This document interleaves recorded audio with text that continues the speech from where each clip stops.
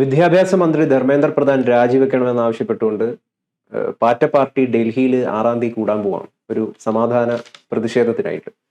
അഭിജിത് ദീപ്ക്ക് അതിന്റെ സ്ഥാപകൻ ഡൽഹിയിലേക്ക് എത്തും. അപ്പോൾ വീണ്ടും സജീവമാവുകയാണ് പാറ്റ പാർട്ടി. ധർമ്മേന്ദ്ര പ്രധാൻ തീർച്ചയായിട്ടും രാജിവെക്കേണ്ടതല്ലേ? അദ്ദേഹത്തെ അറസ്റ്റ് ചെയ്യാനുള്ള സാധ്യതയുണ്ടോ അഭിജിത് ദീപ്ക്ക്? അഭിജിത് ദീപ്ക്കെ മിക്കവാറും എയർപോർട്ടിൽ വെച്ച് തന്നെ അറസ്റ്റ് ചെയ്യപ്പെടാനുള്ള സാധ്യതകൾ നമുക്ക് തള്ളിക്കളയാൻ പറ്റില്ല. കാരണം അത് മോദി ഭരണകൂടം വളരെ ഭയക്കുന്ന ഒരു കാര്യമാണ് ഈ കോക്രോച്ച് പാർട്ടി, ജനതാ പാർട്ടി എന്ന് പറയുന്നത്. ഒന്ന്. രണ്ടാമത്തെ കാര്യം എന്ന് പറയുന്നത്, ഇത് യഥാർത്ഥത്തിൽ ഇപ്പൊ അഭിജിത് ദീപ്ക്കെ എന്ന് പറയുന്ന ബോസ്റ്റൺ യൂണിവേഴ്സിറ്റിയിൽ പഠിക്കുന്ന ഒരു പോസ്റ്റ് ഗ്രാജുവേറ്റ് സ്റ്റുഡന്റ് അവിടെ നിന്ന് വന്ന് ഇവിടെ വന്ന് സമരം ചെയ്യണമെന്നൊക്കെ പറയുന്നത് ഇന്ത്യയിലെ പ്രതിപക്ഷ കക്ഷികളുടെ ദൗർബല്യം കൂടിയാണ് കാണിക്കുന്നത്. കാരണം ഈ 22 ലക്ഷം പേരുടെ പരീക്ഷ റദ്ദാക്കി പോകുന്ന, അതിൻ്റെ ക്വസ്റ്റ്യൻ പേപ്പർ ലീക്കായി പോകുന്ന കാര്യത്തിൽ ഇന്ത്യയിൽ പ്രതികരിക്കാൻ പോലും ആരുമില്ല. ഒന്ന്. രണ്ടാമത്, ഇതിന് ശേഷം ശരിക്കും ഇപ്പൊ CBSEയുടെ പരീക്ഷ നടത്തിയതിന്റെ ക്രമക്കേടുകൾ പുറത്തു വന്നിട്ടുണ്ട്. ഞാനിപ്പോൾ അതിന്റെ വിശദാംശങ്ങളിലേക്കൊന്നും പോകുന്നില്ല. എന്ന് പറഞ്ഞ് ഒരു കാര്യവും ഭംഗിയായിട്ട് നടത്താൻ ഇവർക്ക് പറ്റുന്നില്ല. ഇതിന്റെയൊക്കെ അടിസ്ഥാനപരമായ കാരണം എന്താണെന്നറിയാമോ? ഈ കാരണം, ഈ മോദി ഭരണകൂടം യഥാർത്ഥത്തിൽ ഇപ്പൊ രണ്ടാമത് അധികാരത്തിൽ എത്തിയതിനു ശേഷം ഇത്തരം ഒരു കാര്യത്തിലും അഡ്മിനിസ്ട്രേറ്റീവ് ആയിട്ടുള്ള ഒരു കാര്യങ്ങളിലും ശ്രദ്ധിക്കുന്നില്ല. ഈ ധർമ്മേന്ദ്ര പ്രധാൻ എന്ന് പറയുന്ന ഇപ്പോഴത്തെ വിദ്യാഭ്യാസ വകുപ്പ് മന്ത്രി, അദ്ദേഹത്തെ രാജിവെക്കണമെന്ന് പറയാൻ വേറെ ആരും തയ്യാറായില്ല. ആകെ എക്സിലോ ട്വിറ്ററിലോ ഒക്കെ ഏതോ പോസ്റ്റുകൾ ഇട്ടു എന്നുള്ളതല്ലാതെ, കോൺഗ്രസ് ഏതോ ചെറിയ 1-2 സമരങ്ങൾ തമാശക്ക് നടത്തി എന്നുള്ളതല്ലാതെ, ഗുരുതരമായിട്ടുള്ള ഒരു കാര്യം, അങ്ങേറ്റം ഗൗരവമുള്ളൊരു കാര്യം, ആ കാര്യത്തിൽ ആരും പ്രതികരിക്കാൻ തയ്യാറായിട്ടില്ല. അതുകൊണ്ട് ഞാൻ വിചാരിക്കുന്നത് ഇത് വലിയ പിന്തുണ അവർക്ക് കിട്ടാനുള്ള സാധ്യതകളുണ്ട് എന്നുള്ളതാണ്. ആ പിന്തുണ കിട്ടും എന്ന് പറയുമ്പോൾ സ്വാഭാവികമായിട്ടും ഇപ്പോൾ അവർ എല്ലാവരും ചിലപ്പോൾ അവിടെ വന്ന് പ്രസന്റ് ആയി ഒരു വലിയ മുദ്രാക്കം വിളിക്കണമെന്ന് നിർബന്ധമൊന്നുമില്ല.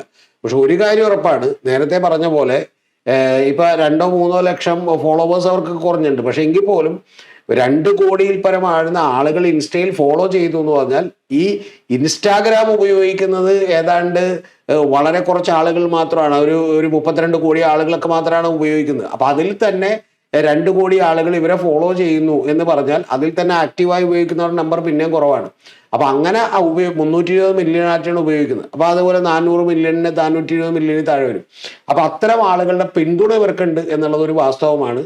അതിൻ്റെ 1%, 0.5%, 0.01% ആളുകളെയോ ഗ്രൗണ്ടിലേക്ക് എത്തിക്കാൻ കഴിഞ്ഞാലുണ്ടല്ലോ വലിയ പ്രക്ഷോഭമായത് മാറും, ഒരു സംശയമില്ല. പക്ഷെ അത് കേന്ദ്ര ഭരണകൂടം അതിനെ ഭയക്കുന്നുണ്ട്. ഒന്ന്. രണ്ടാമത്തെ കാര്യം എന്ന് പറഞ്ഞാൽ അതിനെതിരെ വളരെ വാശിയോടുകൂടി ഈ കോക്രോച്ച് ജനതാ പാർട്ടിക്കെതിരെ വ്യാപകമായിട്ടുള്ള ആക്രമണമാണ് അവർ നടത്തിക്കൊണ്ടിരിക്കുന്നത്. കാരണം ഇതിന്റെ പിന്നിൽ രാജ്യവിരുദ്ധ ശക്തികളാണ് എന്നൊക്കെ പറഞ്ഞുകൊണ്ടുള്ള ആക്രമണം നടത്തുകയാണ്. യഥാർത്ഥത്തിൽ എനിക്ക് ഏറ്റവും ഇഷ്ടപ്പെട്ട ഒരു കാര്യം എന്ന് പറഞ്ഞാൽ, ഇപ്പൊ അവർ കോൺഗ്രസിനെതിരെയൊക്കെയുള്ള ആക്രമണമൊക്കെ നടത്തി. പകരം സൈബർ ആക്രമണം മുഴുവൻ നടത്തുന്നത് അഭിജിത് ദീപ്കേക്കും അതുപോലെ തന്നെ കോക്രോച്ച് ജനതാ പാർട്ടിക്കും എതിരെയാണ്. അപ്പൊ അതുകൊണ്ട് ഇത് എന്ത് സംഭവിക്കുമെന്ന് പറയാൻ ഞാൻ ആളല്ല. പക്ഷെ വളരെ പ്രധാനപ്പെട്ട ഒരു കാര്യം, ഇത് അങ്ങനെ ഒരു പ്രകടനം അവിടെ നടന്നാൽ ഒരു സംശയമില്ല, വലിയ മാറ്റമായിരിക്കും ഇന്ത്യൻ രാഷ്ട്രീയത്തിൽ ഉണ്ടാകാൻ പോകുന്നത്. അത് ചെറിയൊരു സമരത്തിന്റെ ലക്ഷണമല്ല. അത് ശരിക്കും പറഞ്ഞാൽ ഇന്ത്യൻ രാഷ്ട്രീയത്തിൽ ഉണ്ടാകാൻ പോകുന്ന വലിയൊരു മാറ്റത്തിന്റെ പ്രതിഫലനമായിരിക്കും അതിൽ നടക്കുക എന്നുള്ളതാണ് ഏറ്റവും പ്രധാനപ്പെട്ട കാര്യം. അതുകൊണ്ട് അതിനെ ഒരു ചെറിയ ഇൻസിഡന്റ് ആയിട്ട് നമ്മൾ കാണരുത്. അദ്ദേഹത്തെ അറസ്റ്റ് ചെയ്യുകയാണെങ്കിൽ അത് സാഹചര്യം ഗുരുതരമാവില്ലേ? അറസ്റ്റ് അല്ല, അവരുടെ സ്ട്രക്ചർ എത്രത്തോളം ഉണ്ട്, അവരെ ആരൊക്കെ ആളുകളെ കൊണ്ടുവരും എന്നൊക്കെ ഉള്ളത് സംശയമുള്ള കാര്യമാണ്. സാർ, ഇദ്ദേഹത്തെ എയർപോർട്ടിൽ നിന്ന് അറസ്റ്റ് ചെയ്യാൻ മാത്രം ഇദ്ദേഹം എന്ത് തെറ്റാ ചെയ്തത്? എയർപോർട്ടിൽ നിന്ന് അറസ്റ്റ് ചെയ്യാൻ മാത്രമുള്ള തെറ്റൊന്നും ചെയ്തിട്ടില്ല. അങ്ങനെ ചെയ്തു എന്ന് തെളിയിക്കാവുന്ന തെളിവുകളൊന്നുമില്ല. പക്ഷേ നമ്മുടെ കേന്ദ്ര ഗവൺമെന്റിനെ സംബന്ധിച്ചോളം ഇപ്പൊ നമുക്ക് CAA NRC പ്രക്ഷോഭമൊക്കെ അടിച്ചമർത്തിയതുപോലെയുള്ള നിരവധി കാര്യങ്ങളിൽ അവർ വിജയിച്ചിട്ടുണ്ട്. പക്ഷെ വിജയിക്കാതെ പോയ ഏക കാര്യം എന്ന് പറയുന്നത് കർഷക പ്രക്ഷോഭമാണ്. ഞാൻ വിചാരിക്കുന്നത് ഗൗതം പറഞ്ഞ പോലെ അവരെ അറസ്റ്റ് ചെയ്യപ്പെടാനുള്ള സാധ്യത ഉണ്ടെന്ന് കേൾക്കുന്നു. അദ്ദേഹത്തിന്റെ ഇല്ലെങ്കിൽ പിന്നെ അദ്ദേഹത്തെ അറസ്റ്റ് ചെയ്യാനൊന്നുമില്ല, ഈ കാര്യങ്ങളിലൊന്നും പ്രശ്നമില്ലെങ്കിൽ പിന്നെ എന്തിനാണ് ഇവർ ഈ അദ്ദേഹത്തിന്റെ എക്സ് പ്ലാറ്റ്ഫോമിൽ അദ്ദേഹത്തെ നിരോധിക്കണം, അക്കൗണ്ട് പൂട്ടിക്കാൻ തീരുമാനിച്ചെന്തിനാണ്? അപ്പൊ എന്താണ് കാര്യമുള്ളത്? അവല്ലെങ്കിൽ തന്നെ അവര് നിരന്തരമായി പറഞ്ഞുകൊണ്ടിരിക്കുന്നത് ഇതിൽ ദേശവിരുദ്ധത ഉണ്ടെന്നാണ്. അപ്പൊ ദേശവിരുദ്ധത ഉണ്ടെങ്കിൽ അറസ്റ്റ് ചെയ്യാതിരിക്കാൻ പറ്റൂ? ഒന്നില്ലെങ്കിൽ നിങ്ങൾ അറസ്റ്റ് ചെയ്യണം, അല്ലെങ്കിൽ മറ്റത് പറച്ചിൽ എഴുതണം. രണ്ടിലേതെങ്കിലും അല്ലേ ചെയ്യാൻ പറ്റുള്ളൂ. പിന്നെ ഞാൻ പറഞ്ഞത് ഒരു 50% സാധ്യത മാത്രമാണ് ഗൗതം. കാരണം അങ്ങനെ അറസ്റ്റ് ചെയ്താൽ ഇത് ചിലപ്പോൾ രൂക്ഷമായേക്കോ എന്ന് പറയുന്ന ഒരു പ്രശ്നവും കൂടി മിക്കവാറും അവര് മുന്നിൽ കാണുന്നുണ്ടാവും. ഒന്ന്. രണ്ടാമത്തേത് ഞാൻ വിചാരിക്കുന്നത് അതിനുള്ള സാധ്യത കുറക്കുന്ന ഒരു കാര്യം എന്ന് പറയുന്നത് ചില സംഘപരിവാർ നേതാക്കൾക്ക്, അതായത് പ്രത്യേകിച്ചും RSSനകത്തൊക്കെ തന്നെ ഇതിന്റെ പേരിൽ കടുത്ത ഭിന്നതയുണ്ട് എന്നാണ് നമ്മൾ മനസ്സിലാക്കേണ്ടത്. കാരണം കുറച്ചു പേരെങ്കിലും ഇത് നടക്കട്ടെ, ഇങ്ങനെ ചോദ്യം ചെയ്യാൻ ആള് വേണ്ടേ. സുനിൽ അംബേദ്കർ മാത്രമല്ല, ശരിക്കും സുനിൽ അംബേദ്കർ പുറത്തു പറഞ്ഞെന്ന് മാത്രമേ ഉള്ളൂ. ഞാൻ മനസ്സിലാക്കുന്ന പ്രകാരം ഇപ്പൊ റാം മാധവ് ഉണ്ടല്ലോ, രാം മാധവ് അവരുടെ ഏറ്റവും വലിയൊരു സ്കോളർ ആയിട്ടുള്ള ഒരു ബുദ്ധിജീവി മുഖമാണ്. അദ്ദേഹം യഥാർത്ഥത്തിൽ അമേരിക്കയിൽ ചെന്നിട്ട് തന്നെ മോദിനെ വിമർശിച്ചിട്ടുണ്ടായിരുന്നു. അതായത് മോദിയുടെ ഭരണത്തിനെയൊക്കെ തന്നെ വിമർശിച്ചിട്ടുണ്ട്. അപ്പൊ അതുകൊണ്ട് അത്തരം ചില ആളുകളുടെ സപ്പോർട്ടുകൾ കൂടി ഒരുപക്ഷെ ഇതിനുണ്ടെങ്കിൽ ഒരുപക്ഷെ അറസ്റ്റ് എന്ന് പറയുന്ന ഒരു കാര്യം നടക്കാൻ സാധ്യതയില്ല. പക്ഷേ ഇതിൽ ഏത് തന്നെ സംഭവിച്ചാലും ഒന്നില്ലെങ്കിൽ അറസ്റ്റ് ചെയ്താൽ കുറച്ചുകൂടി കത്താനുള്ള സാധ്യതയുണ്ട്.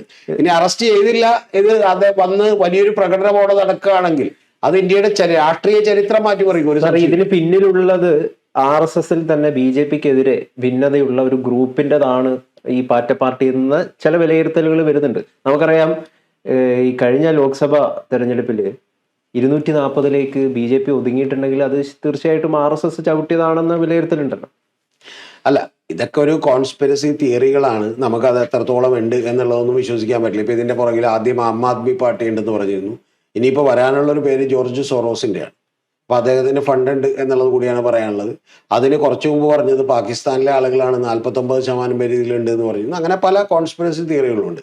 പക്ഷെ ഒരു കാര്യം വളരെ കറക്റ്റാണ്. ആ കാര്യം എന്താണെന്ന് വെച്ചാൽ നമുക്ക് കൃത്യമായി പറയാൻ കഴിയുന്ന ഒരു കാര്യം, ഈ ഇന്ത്യ മഹാരാജ്യത്ത് വലിയ അസംതൃപ്തി ഉണ്ട്. ആ സംതൃപ്തിയുടെ പ്രധാനപ്പെട്ട കാരണം 22 ലക്ഷം കുട്ടികൾ, അവരുടെ കുടുംബങ്ങൾ അനുഭവിച്ച് വലിയ ബുദ്ധിമുട്ടാണ് നീറ്റ് പരീക്ഷയുമായി ബന്ധപ്പെട്ട്. അതിൽ ഒരാൾക്കും ഒരു ഉത്തരവാദിത്തമില്ല എന്ന് മാത്രമല്ല, അതിനെ സംബന്ധിച്ച് ഞാനിപ്പോൾ അതിൻ്റെ ഡീറ്റെയിൽസിലേക്ക് പോകുന്നില്ല, ചില ഉദ്യോഗസ്ഥന്മാരും മന്ത്രിമാരും ഒക്കെ പുറത്ത് പറഞ്ഞുകൊണ്ടിരിക്കുന്നത് അങ്ങേയറ്റം അസംബന്ധമായിട്ടുള്ള വിശദീകരണങ്ങളാണ്. ഒന്ന്.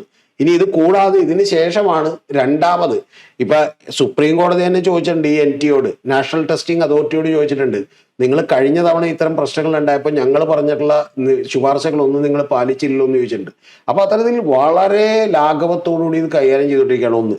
ഇനി രണ്ടാമത്തെ കാര്യം എന്താണെന്ന് വെച്ചിട്ടുണ്ടെങ്കിൽ, ഇതിനകത്തുള്ളത് ഗവൺമെന്റ് അകത്തുള്ള വലിയ ഉദ്യോഗസ്ഥരടക്കമുള്ള ആളുകളുണ്ട്. കാരണം ഇത് വലിയ കോടികൾ മറിയുന്ന ഒരു ബിസിനസ്സും റാക്കറ്റുമാണ്. അപ്പൊ അതുകൊണ്ട് ഉദ്യോഗസ്ഥരടക്കമുള്ള ആളുകൾ ഇതിന് കൂട്ടുനിന്നിട്ടുണ്ട്. ഇനി രാഷ്ട്രീയക്കാരടക്കമുള്ള ആളുകൾക്ക് ഇതിനകത്ത് സൈലന്റായി മിണ്ടാതിരിക്കുന്നു, അവരുടെ പാട്രണേജ് ഉണ്ട് എന്ന് പറയുന്ന ആരോപണങ്ങളൊക്കെ അടക്കമുണ്ട്. ഇതെല്ലാം സംഭവിച്ചുകൊണ്ടിരിക്കുമ്പോഴാണ് ഗൗതം അറിയേണ്ടത്, CBSE പരീക്ഷയുടെ മാർക്കിങ്ങിലടക്കം നിരവധി പ്രശ്നങ്ങൾ കണ്ടെത്തുന്നത്. ഇതിന്റെ എല്ലാത്തിന്റെ അടിസ്ഥാനം ജനങ്ങളൊന്നും മനസ്സിലാക്കണം കേട്ടോ. അതെന്താണെന്നറിയാമോ? ഈ പരീക്ഷകളൊക്കെ നടക്കാനായിട്ട് ഇവർക്ക് വേണ്ടപ്പെട്ടവർക്ക് കരാർ കൊടുക്കുന്നുണ്ടാണ്. ഈ കരാർ കൊടുക്കുക എന്ന് പറഞ്ഞാൽ ഗൗതം ഉദ്ദേശിക്കുന്ന എമൗണ്ട് അല്ല ഇതിൽ നിന്നൊക്കെ പറയണേ. എന്ന് പറഞ്ഞാൽ 22 ലക്ഷം പേര് ഒരു 10 രൂപ തൊട്ട് 100 രൂപ തൊട്ട് എത്ര രൂപ. അപ്പൊ ഇപ്പൊ തന്നെ ഈ CBSEയുടെ ക്വസ്റ്റ്യൻ പേപ്പർ എന്ത് ചെയ്യണം? ക്വസ്റ്റ്യൻ പേപ്പർ നിങ്ങൾ കറക്റ്റായിട്ടല്ല വാല്യൂ ചെയ്തത്, പക്ഷെ അത് റീ എക്സാമിൻ ചെയ്യാൻ ഞാൻ കൊടുക്കണമെങ്കിൽ ഞാൻ റീ എക്സാമിനേഷൻ ഫീസ് അടക്കണം. ആ ഫീസ് അടക്കാനുള്ള വെബ്സൈറ്റും ഫീസ് അടക്കാനുള്ള കാര്യവും കൃത്യമല്ല. ഒന്ന് ആലോചിച്ച് നോക്ക് എത്രത്തോളം അസംബന്ധമായിട്ടാണ്. ഇതിന്റെയൊക്കെ കാര്യം എന്താ വെച്ചാൽ, ധർമ്മേന്ദ്ര പ്രധാൻ എന്ന് പറഞ്ഞാൽ ആരാണ് നമ്മൾ കൃത്യമായിട്ട് തിരിച്ചറിയണം. ധർമ്മേന്ദ്ര പ്രധാൻ എന്ന് പറയുന്ന അദ്ദേഹം കഴിവില്ലാത്ത മെടുക്കലില്ലാത്ത ഒരാളൊന്നുമല്ല. പക്ഷെ പ്രധാനപ്പെട്ട ഒരു കുഴപ്പമെന്ന് വെച്ചാൽ അദ്ദേഹത്തിന്റെ ചാർജ് ഇതല്ല.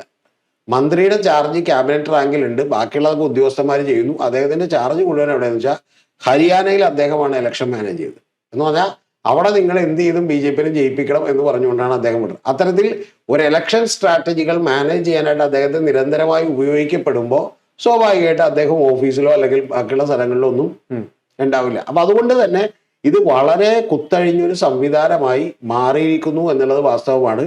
അതിനിൽ സത്യം പറഞ്ഞിട്ടുണ്ടെങ്കിൽ RSSനും സംഘപരിവാറിനും അടക്കം കഴിഞ്ഞ 2024 ലോക്സഭാ തെരഞ്ഞെടുപ്പിന് ശേഷം പോലും വലിയ അസംതൃപ്തി ഉണ്ട്. അതിൽ അവർ ആദ്യം ചോദിച്ചുകൊണ്ടിരിക്കുന്ന ചോദ്യം, എന്തുകൊണ്ടാണ് മോദി ബ്രാൻഡ് 2024 ഇടിഞ്ഞത് എന്നുള്ളതാണ്. മറ്റൊരാളെ പരീക്ഷിക്കണമെന്ന് പറയുന്ന ചോദ്യമുണ്ട്.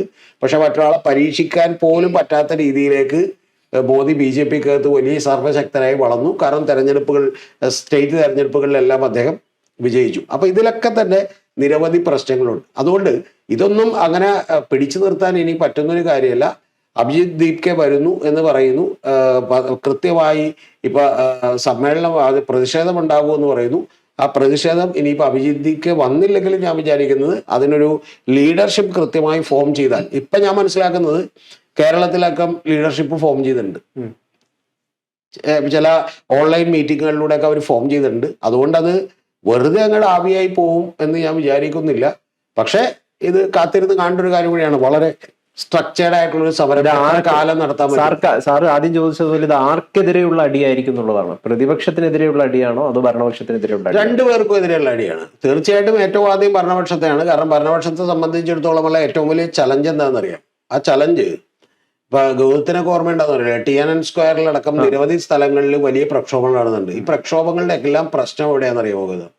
ഒരു വളരെ യങ്സ്റ്റേഴ്സ് ആയിട്ടുള്ള ആളുകളാണെങ്കിൽ അവര് പ്രത്യേകിച്ചും ഒരു ഒരു വളരെ കൃത്യമായിട്ടുള്ള ഒരു ഓർഗനൈസ്ഡ് ആയിട്ടുള്ള ഫോംസിലൊന്നും അല്ലെങ്കിൽ ഉണ്ടല്ലോ ഇതിനെ അടിച്ചമർത്തുക, ഇത് ഏത് രീതിക്കും ഇത് പാളിപ്പോവാം. ഇപ്പൊ നേപ്പാളിലും ബംഗ്ലാദേശിലും പല സ്ഥലങ്ങളിലും കണ്ടത് ഏത് രീതിക്ക് വേണമെങ്കിലും പാളിപ്പോവാം. അങ്ങനെ ഒരു വലിയ ഡേഞ്ചർ ഉണ്ട്.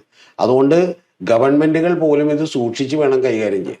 കാരണം ഒന്നാമത്തെ തൊഴിലില്ല, അസംതൃപ്തരായിട്ടുള്ള ആളുകൾ, അവരെ പിന്നെ ഈ ബുദ്ധിമുട്ടോടുകൂടി നിൽക്കുന്ന ആളുകൾ, ജീവിതത്തിൽ എന്തെങ്കിലും ആണെങ്കിൽ ഇന്ത്യ വിടണമെന്ന് വിചാരിക്കുന്ന ഒരു യുവത്വം, അങ്ങനെയൊക്കെ നിന്നുകൊണ്ടിരിക്കുമ്പോഴാണ് ഈ സത്യം പറഞ്ഞിട്ടുണ്ടെങ്കിൽ ഈ സൂര്യകാന്തൊക്കെ തന്നെ വെറുതെ വായി തോന്നിയൊരു ഡയലോഗ് അടിച്ചതാണ്. പറയാതിരിക്കാൻ പറ്റില്ല. സുപ്രീം കോടതി ചീഫ് ജസ്റ്റിസ് ആണ്, പക്ഷെ അദ്ദേഹം വളരെ നിരുത്തരവാദപരമായിട്ടൊരു ഡയലോഗ് അടിച്ചതാണ്. ഇവര് കോക്രോച്ചുകളെ പോലെയുള്ള ആളുകളുണ്ട്, അവർ ഈ സമൂഹത്തോട് യുദ്ധം ചെയ്യുമെന്ന്.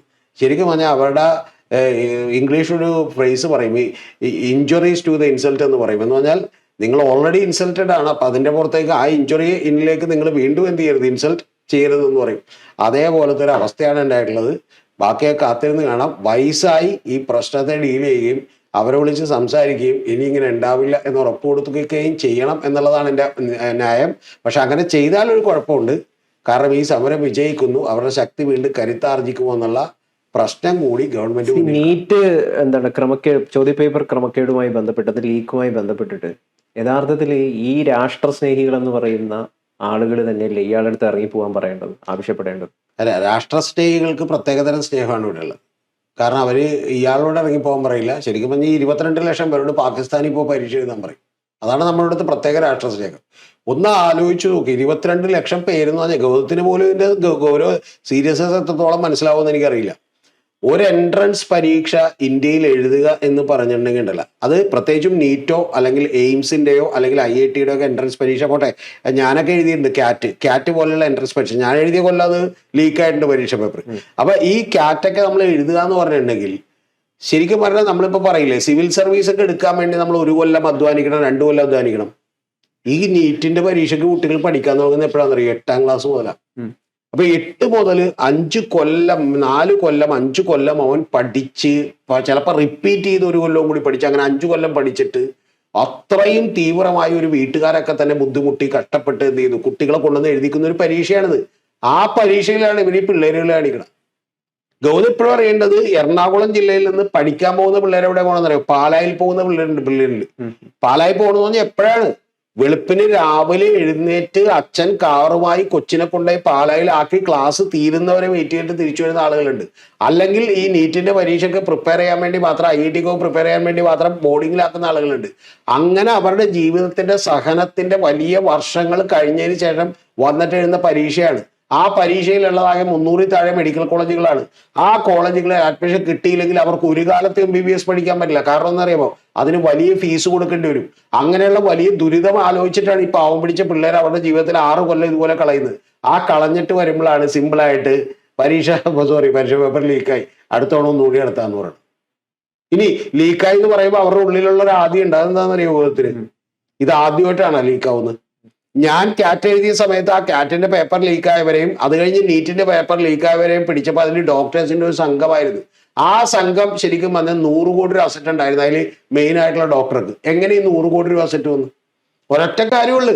ഇത് പിന്നെ ഒരു കാര്യം, ഇത് സാധാരണക്കാർക്ക് നടത്താനും പറ്റില്ല. ഇപ്പൊ നാളെ ഗൗതത്തിന് ഒരു ക്വസ്റ്റ്യൻ പേപ്പറിന്റെ പരീക്ഷ ക്വസ്റ്റ്യൻ പേപ്പർ ലീക്ക് ചെയ്തിട്ടെന്ന് വെച്ചു, ഗൗതത്തിന് നാളെ രാവിലെ പത്രത്തിൽ പരസ്യം കൊടുക്കാനോ TV പരസ്യം കൊടുക്കാനോ പറ്റുമോ? ക്വസ്റ്റ്യൻ പേപ്പർ ലീക്കായിട്ടുണ്ട്, വരൂ കാശ് കൊടുത്ത് മേടിക്കും എന്ന് പറയാൻ പറ്റുമോ? ഇല്ല. അപ്പൊ എങ്ങനെ വേണം? വലിയ ഇന്ത്യ മുഴുവൻ ഒരു നെറ്റ്വർക്ക് വേണം. ആ നെറ്റ്വർക്കിന്റെ അടിസ്ഥാനത്തിൽ ഈ പരീക്ഷ എഴുതുന്ന കുട്ടികളെ മാത്രം കണ്ടെത്തണം. ആ കുട്ടികളിൽ നിന്ന് ഇത് മേടിക്കാൻ കപ്പാസിറ്റി ഉള്ള 10-25 ലക്ഷം രൂപ കൊടുത്ത് മേടിക്കാൻ കപ്പാസിറ്റി ഉള്ളവരെ കണ്ടെത്തണം.